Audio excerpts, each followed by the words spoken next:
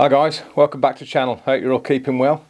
Well, finally I've got round to making the video on the R1 and a bit of a walk round and a quick tech spec on it. Yeah, just talking about how I used it at Motorsport. I actually used it, which was the first thing I'm going to talk about is the fact that you can film and take stills at the same time. And although unfortunately, like I said last week, I've lost the footage. Absolutely gutted that I formatted the car by mistake. But anyway, rushing about on a job and yeah, anyway, we'll try and forget that. But yeah, I was shooting video in 4K at the rally, and at the same time, I was taking some nice pan blurs because I was in 30th of a second for video, and so I was panning with the rally cars, and it was just totally uninterrupted. You wouldn't know watching the video footage, obviously, that I was also taking stills. So yeah, it was absolutely spot on. And I'll put one or two images up now. They're quite at 30th of a second. They're a massive pan blur, but didn't really get front of the car in focus and the back of the car in focus. But there was parts of the car that was sharp, as you can see here. I'll pick out one of my favourites or two,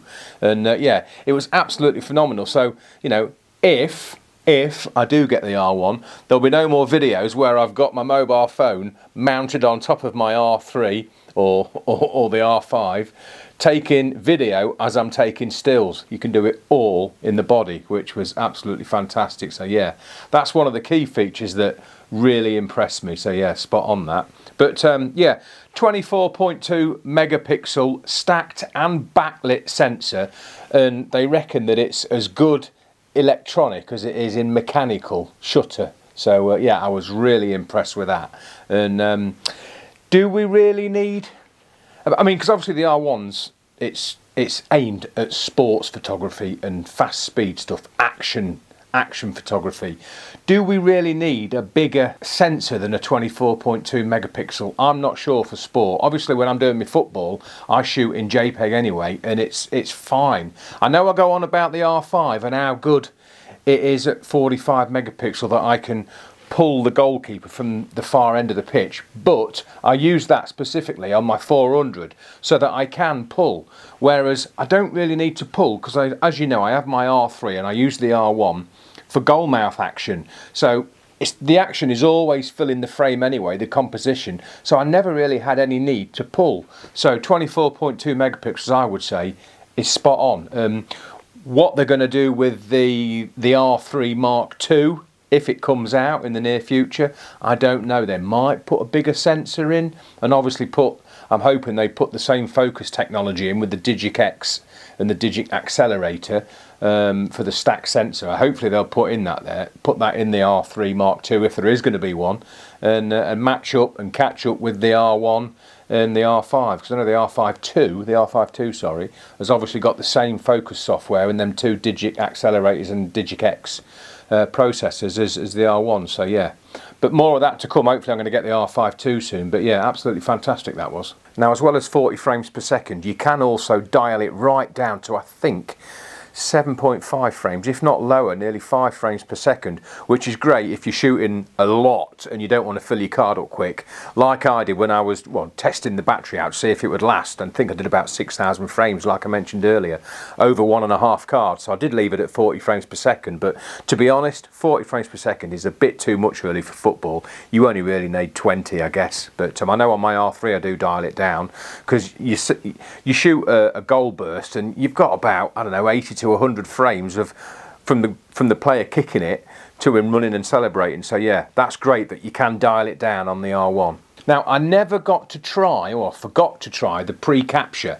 Now what that is, if you've got pre-capture in active priority turned on, then if you're depressing your shutter button halfway, it is going to buffer in half-second intervals, or it's just going to keep buffering in half-second intervals before you actually hit the shutter. So say, for instance, I'm thinking where it would work really well at cricket. So if I'm half depressed and I'm focused on the batsman, and you know he's going for a 6, and you're half depressed, that is constantly recording, buffering in half-second intervals and then cancelling until I press the trigger. Now, if I press the trigger and I'm a bit late and he's just swung and slogged the ball for a 6, I know that I'm going to get 20 frames before I depress the button. So yeah, that pre-capture would be spot on for that. Or like wildlife, if you're waiting for a bird to launch off a perch, or off a branch or something, to get that the start of the flight, then as long as you've got your finger depressed, then it is gonna, and you're a bit late when it takes off. Say it's something like a wren or something like that, and you're photographing it on a bush, then as long as you've got your finger depressed, it's constantly buffering them 20 frames in half-second intervals, and then if he takes off and you're a bit late, then you've got 20 frames before you actually fully depress the shutter. Now the only snag with that is you've got to go into the menu, and I think there's 3 steps in the menu to turn the pre-capture off.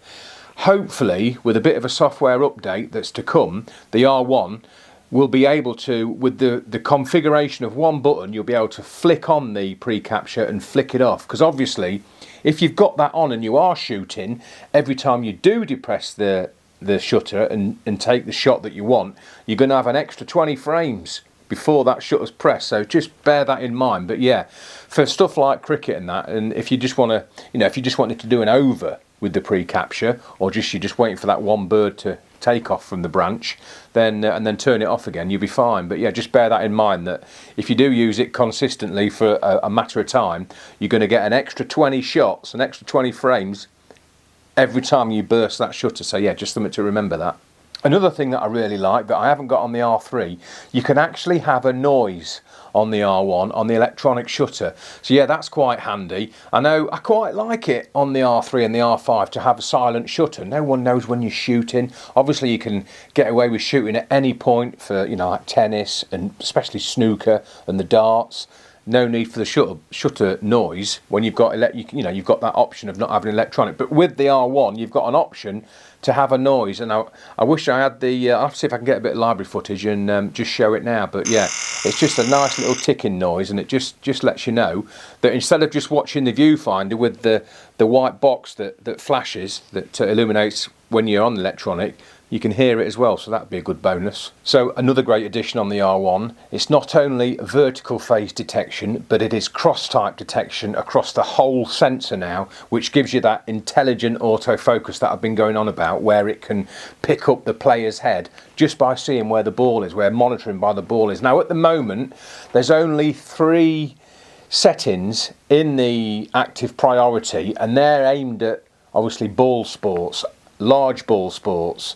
But I'm sure in time, with an update, perhaps a firmware update, Canon will launch more modes where it will detect a smaller ball, like tennis perhaps. I'm sure they're working on it, but yeah, that intelligent autofocus is absolutely bob on. As you've seen in my previous videos, I'll put a little bit of footage up now of my screen record that I did on my mobile phone when I was photographing warm-up. But the way that it jumps from the coach to the goalkeeper and back again, and then before I've panned with the ball, it's already picked up on the player where the ball's going to. So yeah, and it was fantastic through the whole game. I know I went into it briefly in my last video, the shots of the goal scorers coming in. Not only have I just got, in the past I've had probably 3 out of an 8-frame burst where the player's sharp, but as soon as you think that player's going to score or got a chance of scoring and you focused on him, it picks his head up, and every image was sharp all the way through his goal sequence, which was absolutely fantastic. So yeah, that cross-type detection makes a whole world of difference, and like I said earlier on in the video, it's also on the R5 too. So yeah, absolutely fantastic that.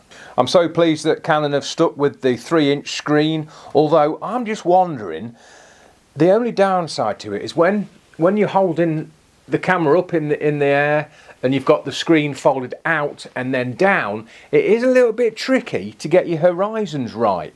I'm not sure if a system like Sony have got, where that it folds out or it folds down and it also flips out like the Canon does. It'd just be nice to have it folding straight down, so that when you move the horizon you can judge it better than when the screen's to the left of the body. So yeah, fingers crossed Canon might follow suit with that one, and perhaps in an R3 too, or I don't know, or whatever, they might just reevaluate the screen a bit. But there's enough of us that have fed that back about the screen being, copying where it folds out both ways and folds flips round, then that might be a bit of a bonus, like, but watch your space for that one.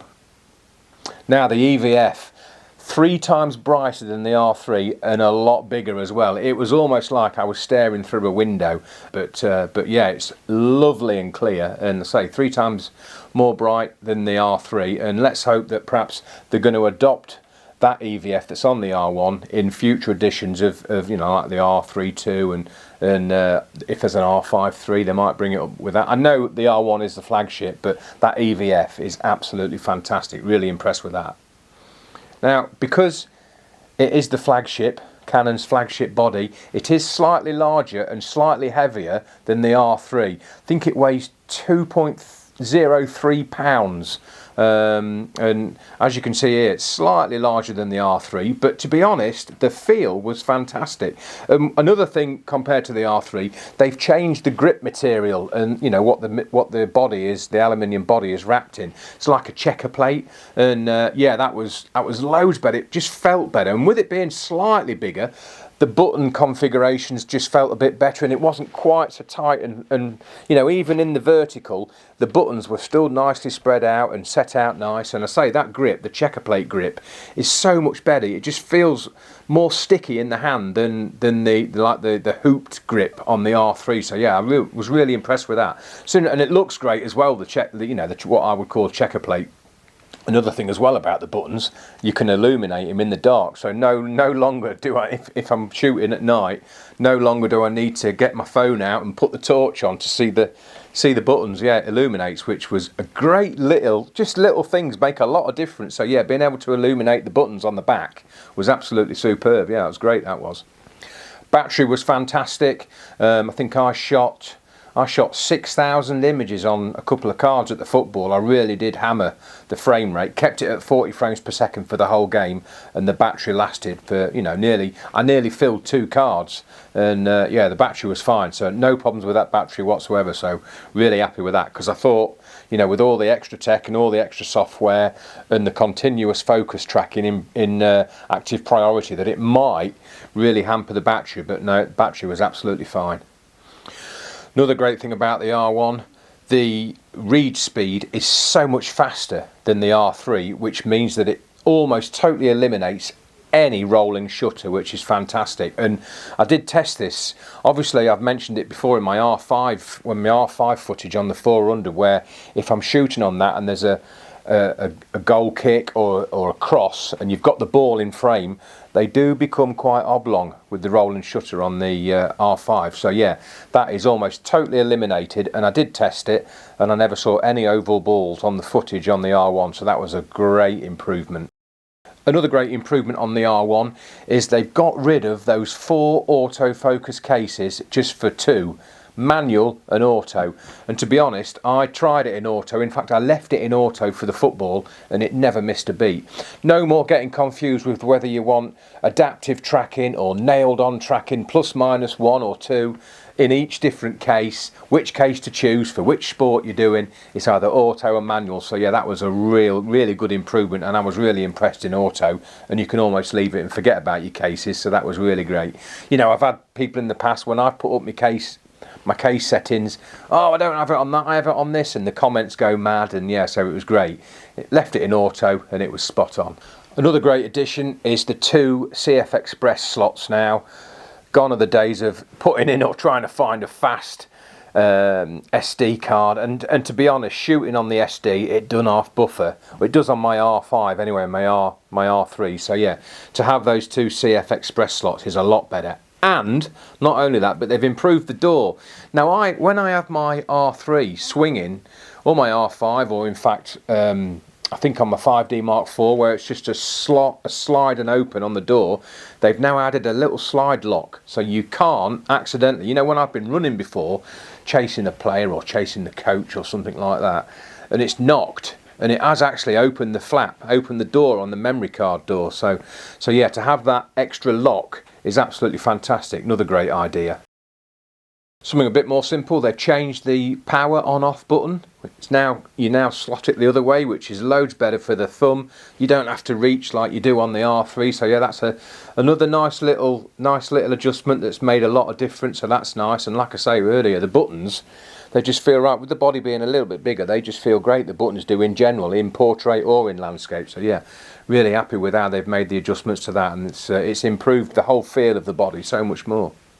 Another addition, I don't know if you guys that use the R3 have noticed that they've got rid of the strap bar on the bottom of the body.